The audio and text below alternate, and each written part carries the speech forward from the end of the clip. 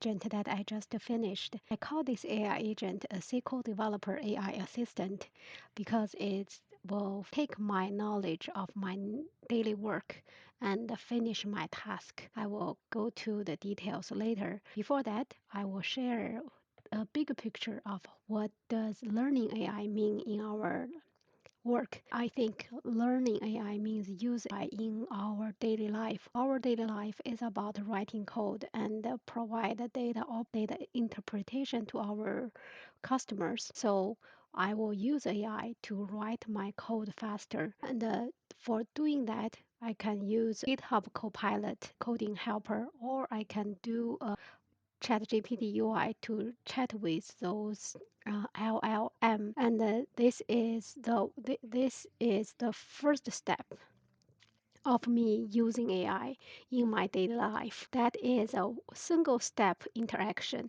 no matter it's in UI interface or in GitHub Copilot.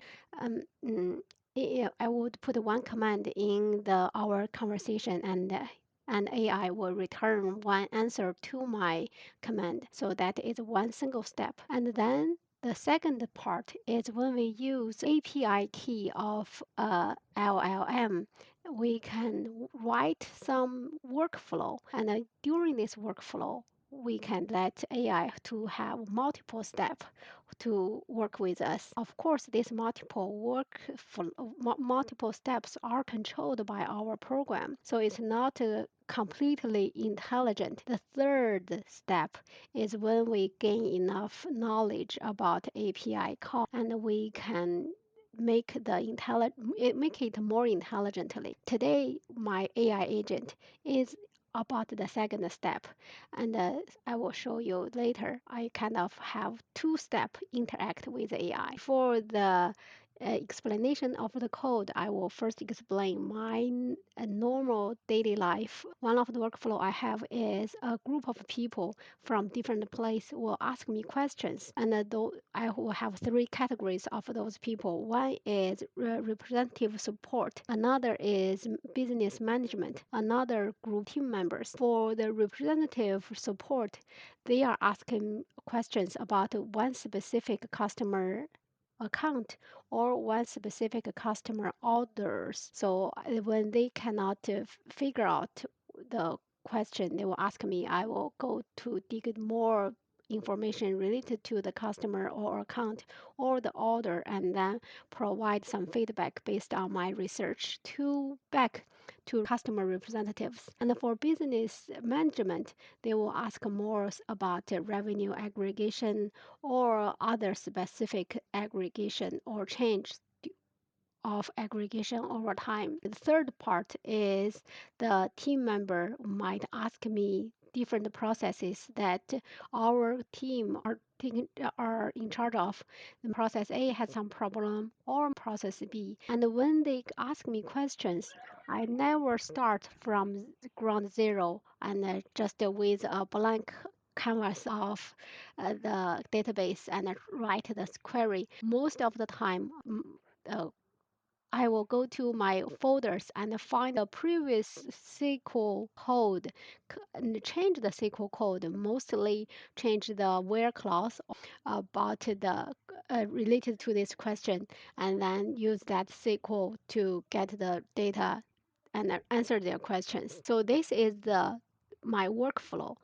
First, I will read in the task and then understand the task by categorizing them, whether they belong to first category, second category, or third category. After I've categorized the task, I will give AI the list of SQL code that I have and ask AI to modify the SQL code and according to the task in hand. I highlighted step 2 and step 3 because for category, the task is written in natural language. So with a natural language, I used the AI to categorize it by calling an API key to let it categorize. The third step, again, because of the natural language, I'm based on let AI to change SQL code. First step is to select the best SQL code from several examples. So on this task in hand and the task that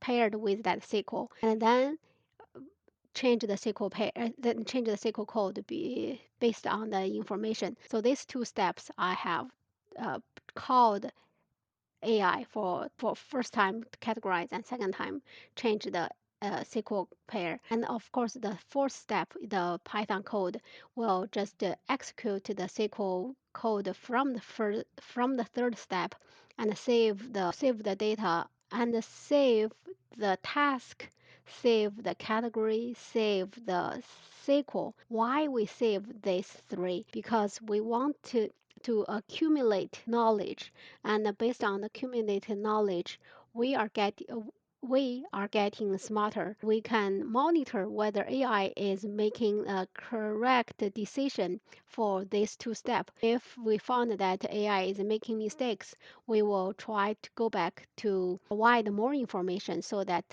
AI won't make mistakes anymore. So we kind of grow together with AI. For the fourth step is get the data ready for future growth, but it's not inside of my code. So I will go to my code now. At the description of this video, I will give the URL of this GitHub repository. In this, if you see that in this repository have a pretty good explanation about all the files and how they are used. The key file are these four steps. The first step is read a task. That is a relatively easy Python code that I won't go to detail. This step one, read the task, is reading from the new task text file. And if we click the new text file, you can see that this new text file is asking for the revenue aggregation by month and the product for product A and the product B, and for January and February 2025. And also this new task provide how the result will be pivoted. If you pay attention to this step, I purposely put product A and product B wrong, because we know that when we write SQL code, if we are writing something wrong, it won't comes up. But I will show just on purposely put it here to make it clear that AI definitely will correct my mistakes. And then we go back to second step. Second step is categorizing the task. By programming means that you are giving AI prompt. Our knowledge will be passed to AI through prompt. So you can see that in this prompt, I tell AI that the task in hand for AI is classify a new task into one of these following categories. These categories are defined by this one.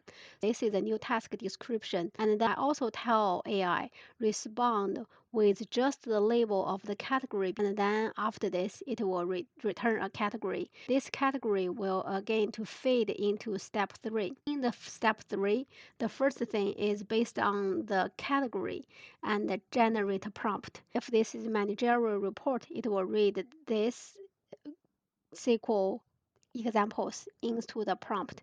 A prompt that you are a SQL developer, so give AI a role so it can focus on what it do.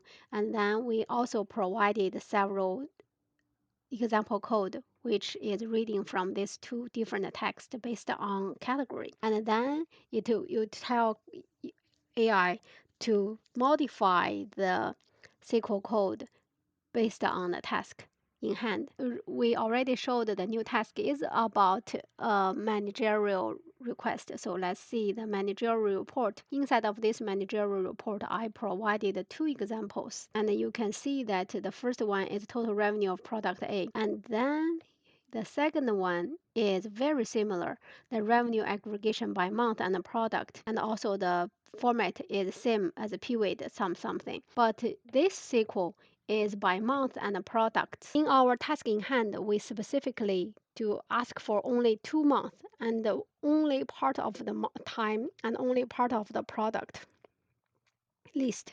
After this third step, it will generate a SQL. The SQL is the input of fourth step to execute this SQL, and then write the result into the task result XML file with all the information so that later on we can read this to interpret our all AI is doing during these steps. Of course, you can also change the code to save the result of the SQL execution to a new table. If you are going to adapt this code, then I think you will need to change the category in step 2. You make your own categories. And also, based on the categories, you will find the exact naming of those files for different examples. So adapt this code to your own daily workflow.